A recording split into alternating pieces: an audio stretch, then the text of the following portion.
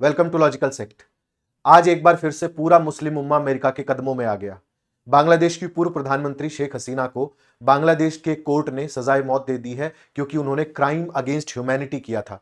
पिछले साल जो प्रोटेस्ट हुए थे उनमें बांग्लादेश में करीब 1400 लोगों की जान गई, जिसमें ऐसा कहा गया कि इन 1400 लोगों की जान जाने के लिए शेख हसीना सीधे तौर पर जिम्मेदार हैं क्योंकि उन्होंने उन लोगों पर गोली चलाने के आदेश दिए थे। लेकिन हमें इस सेगमेंट में बहुत लॉजिकली ये समझना होगा कि ये पूरा मामला क्या था, अमेरिका कैसे बांग्लादेश के अंदर टर्मोइल पैदा कर रहा था, पाकिस्तान कहां खड़ा था, उनका इतिहास क्या कहता है। 1970 में शेख हसीना के पिता शेख मुजीबुर रहमान के साथ पाकिस्तान ने और अमेरिका ने मिलकर क्या किया था। इसके अलावा अभी जो कॉन्स्पिरेसी चल रही है उसमें भारत बांग्लादेश की कैसे मदद कर सकता है, एक एक करके इन चीजों को खोलने और समझने की कोशिश करेंगे। जो 1400 लोग मरे हैं वो प्रोटेस्ट किस कारण से कर रहे थे और उन प्रोटेस्ट में जान गई तो आखिर गई क्यों। सबसे पहले हमें समझना पड़ेगा कि इतिहास में क्या हुआ था। 1970 में जब चुनाव होते हैं पाकिस्तान में, क्योंकि तब बांग्लादेश और पाकिस्तान एक ही था, ईस्ट और वेस्ट पाकिस्तान कहा जाता था, उस वक्त शेख मुजीबुर रहमान की आवामी लीग ने बहुत अच्छी खासी संख्या में सीटें जीती, इतनी कि वो पाकिस्तान के प्रधानमंत्री बन सकते थे। लेकिन वेस्ट पाकिस्तान में जैसा कि आप जानते हैं कि हुकूमतें रही हैं और तानाशाही डिक्टेटरशिप रही है आर्मी चीफ्स की, तो उन्होंने शेख मुजीबुर रहमान को सत्ता देने से रोक दिया, मना कर दिया, जिसके बाद एक बहुत बड़ा पूरे देश में एक आंदोलन छिड़ा जिसमें पाकिस्तानी आर्मी ने आके लोगों को मारना शुरू किया। ऐसा कहा गया कि 3 मिलियन से ज्यादा लोग उसमें मारे गए, उन प्रोटेस्ट्स में मारे गए। और पाकिस्तान के आर्मी जनरल्स और चीफ का यह कहना था कि हम पूरे बांग्लादेश की नस्ल बदल देंगे, और ऐसा उन्होंने किया भी। लेकिन जब भारत की मदद से 1971 में बांग्लादेश लिबरेशन वॉर हुआ, मुक्ति बाहिनी को हमने ट्रेन किया और वहां जाकर के जब वो लड़े तो बांग्लादेश को 71 में आजादी मिल गई और शेख हसीना के पिता शेख मुजीबुर रहमान वहां के प्रधानमंत्री बन जाते हैं। इसके बाद खेल शुरू हुआ पाकिस्तान और सीआईए का एक बार फिर से, क्योंकि वो चाहते नहीं थे कि बांग्लादेश अपनी सॉवरेन गवर्नमेंट बना सके। इसलिए उन्होंने भीतर खाने बांग्लादेश में अनरेस्ट फैलाने की कोशिश शुरू कर दी। अनरेस्ट हुआ भी, और पाकिस्तान की किस्मत इतनी अच्छी कि 1974 में एक फेमाइन पड़ा जिसमें करीब 15 लाख लोग, ऐसा माना जाता है कि उस फेमाइन के कारण मर गए। भ्रष्टाचार बहुत था, शेख मुजीबुर रहमान सरकार को कंट्रोल नहीं कर पाए और पाकिस्तानी आईएसआई की मदद से वहां पर एक कू हो जाता है, जिस कू में शेख मुजीबुर रहमान की जान चली जाती है। वो पहले प्रेसिडेंट तो थे ही, लेकिन बांग्लादेश को चलाने वाले एक ऐसे शासक भी थे जिसने बांग्लादेश की भलाई के लिए लड़ाई लड़ी और अपने लिए बाद में सोचा, पहले बांग्लादेश के लिए सोचा। इसी लड़ाई में शेख मुजीबुर रहमान, उनका पूरा परिवार मर जाता है। सिर्फ 2 बेटियां बचती हैं जो दोनों बाहर पढ़ रही थी, उनमें से एक शेख हसीना भी थी। वो बाद में आगे चल के सरकार बनाती हैं, प्रधानमंत्री बनती हैं और उन लोगों को कन्विक्ट कराती हैं जिन्हें शेख मुजीबुर रहमान की जिन्होंने जान ली थी। इसके बाद सीआईए और पाकिस्तान दोबारा से शुरू हो जाता है, बांग्लादेश में अनरेस्ट करवाना शुरू करते हैं और इस अनरेस्ट की चपेट में शेख हसीना भी आ जाती हैं। जब ये प्रोटेस्ट छिड़ते हैं तो इसके 2-3 कारण बताए गए। पहला कारण ये कहा गया कि बांग्लादेश में कोटा दिया जाता था 1972 से ही उन परिवारों को जिन्होंने आजादी की लड़ाई लड़ी थी। लेकिन सरकार के खिलाफ यह कहकर के नैरेटिव बनाया गया कि बांग्लादेश की सरकार और शेख हसीना खास करके फ्रीडम फाइटर के बच्चों को इसलिए आरक्षण देती हैं क्योंकि वो एक लॉयल ग्रुप बनाना चाहती हैं अपनी पॉलिटिक्स के लिए और ब्यूरोक्रेसी को अपने प्रभाव में लेना चाहती हैं। इसके कारण स्टूडेंट्स ने प्रोटेस्ट कर दिया। और भी बहुत सारे कारण आए, लेकिन असल कारण किसी ने नहीं बताया। असल कारण यह था कि अमेरिका और पाकिस्तान मिलकर बांग्लादेश की सरकार को टॉपल करना चाहते थे, गिराना चाहते थे और वहां अपना एक ऐसा स्टूज बैठाना चाहते थे, अपना दलाल बैठाना चाहते थे जिससे वो बांग्लादेश को कंट्रोल कर सके। और अमेरिका का क्या हित है बांग्लादेश को कंट्रोल करने में, वो ऐसा क्यों करेगा, ये एक वाजिब सवाल है। पाकिस्तान की तो ऐतिहासिक लड़ाई हो सकती है, अमेरिका की तो कोई लड़ाई नहीं है, तो वो ऐसा क्यों करेगा, इसका भी कारण है।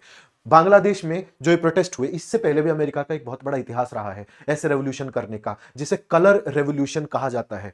कलर रेवोल्यूशन क्या होते हैं, ऐसे नॉन वायलेंट प्रोटेस्ट होते थे जो गवर्नमेंट्स को टॉपल करने के लिए अमेरिका यूज करता था, लेकिन ये वाला नॉन वायलेंट नहीं रह सका। इन्वेस्टिगेशन किया गया तो पता चला कि गवर्नमेंट को टॉपल करने के लिए और अमेरिकन कंट्रोल को बनाने के लिए ऐसे प्रोटेस्ट करवाए जाते थे। बांग्लादेश में एक बहाना मिल गया कि 30% रिजर्वेशन आप फ्रीडम फाइटर्स को देते हो। उसके अलावा जब प्रोटेस्टर सड़क पर आए तो बाद में जब एनालिसिस हुआ तो पता चला कि अमेरिका की असली साजिश क्या थी।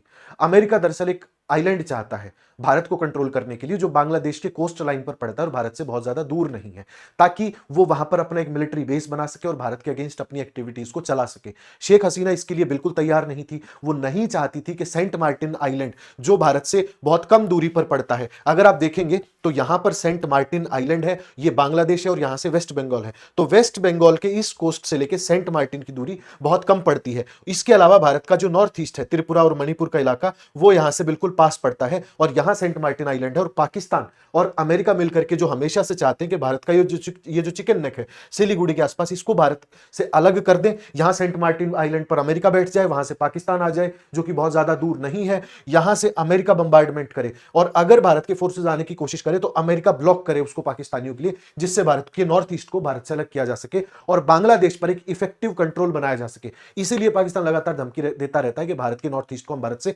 अलग कर देंगे, क्योंकि यहां से चिकन नेक अगर आप देखोगे तो बहुत दूर नहीं है, और नॉर्थ ईस्ट को कंट्रोल अमेरिका यहां सेंट मार्टिन आइलैंड से बैठकर कर सकता है। ये प्रोटेस्ट जो थे वो भारत को कंट्रोल करने के लिए थे, बांग्लादेश का सहारा लेने के लिए थे, लेकिन शेख हसीना ने इससे पूरी तरीके से इनकार कर दिया।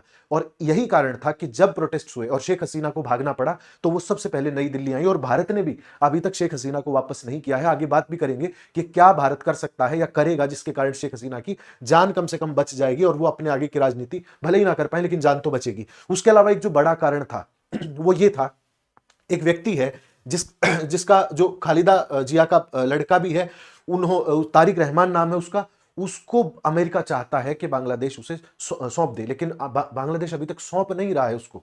क्यों नहीं सौंप रहा है? क्योंकि बांग्लादेश को नहीं लगता कि इस व्यक्ति की कोई गलती है या ये व्यक्ति आवामी लीग के लिए बहुत इंपॉर्टेंट है, इसलिए नहीं सौंपता। अमेरिका इस बात से बांग्लादेश से बुरी तरीके से नाराज था कि हमारी बात बांग्लादेश नहीं मान रहा, शेख हसीना नहीं मान रही, हमारी पॉलिसीज नहीं बना रही, इसीलिए भारत पर कंट्रोल ना करने देने की बांग्लादेश की पॉलिसी, शेख हसीना की भारत से नजदीकी और इस व्यक्ति को न सौंपने के कारण बांग्लादेश में इस तरीके का काम किया गया। एक और बड़ा कारण था बांग्लादेश में, आईएसआई मदद कर रही थी, शेख हसीना के लड़के ने ऐसा कहा, चलो कोई बात नहीं, लेकिन उसकी एक और वजह है। एक और व्यक्ति जॉर्ज सोरोस, जिसका नाम आपने बहुत बार भारत में हो रहे प्रोटेस्ट के संदर्भ में भी सुना होगा, उससे बार बार जाकर के मोहम्मद यूनुस मिलता है।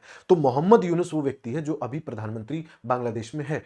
तो बांग्लादेश को कंट्रोल करने के लिए जॉर्ज सोरोस जैसे व्यक्ति आगे आ जाते हैं, क्योंकि जब फंड कट होता था तब ये सबसे पहले उसी के पास भागते थे। और मोहम्मद यूनुस जिसे 2006 में नोबेल पुरस्कार मिला, वो एक बहुत छोटे से काम के मिला, माइक्रो फाइनेंसिंग के लिए मिला। भारत में हर रोज ऐसे काम होते हैं, दुनिया भर में होते हैं, लेकिन इसे इस व्यक्ति को दिया गया क्योंकि ये बांग्लादेश के भीतर रह करके अमेरिका के लिए काम करता था। और इसकी सारी एक्टिविटी से ये प्रूव होता है कि ये दरअसल एक अमेरिकन स्टूज है जो आईएसआई के लिए और अमेरिका के लिए काम करता है। तो अभी मोहम्मद यूनुस जब प्रधानमंत्री है तो पूरे तरीके से बांग्लादेश अमेरिका के कब्जे में है, जो शेख हसीना नहीं होने दे रही थी। उसके अलावा अमेरिका के चिढ़ने की एक और बड़ी वजह और पाकिस्तान को उसमें बदला लेने की एक और वजह यह है कि Bangladesh belt and road initiative के जरिए चाइना से बहुत ज्यादा नजदीकियां बढ़ा रहा था। 8 बिलियन यूएस डॉलर्स का टोटल फंड बांग्लादेश को मिला था बेल्ट एंड रोड इनिशिएटिव के लिए, जो इसकी इकोनॉमी को ड्राइव कर रहा था। आपने बहुत सारी बातें सुनी होंगी कि बांग्लादेश की इकोनॉमी भारत से अच्छा कर रही है, वो इसीलिए कर रही थी क्योंकि वो लगातार चाइना के साथ मिलकर काम कर रहा था और अमेरिका को सेंट मार्टिन आइलैंड देने से मना कर रहा था।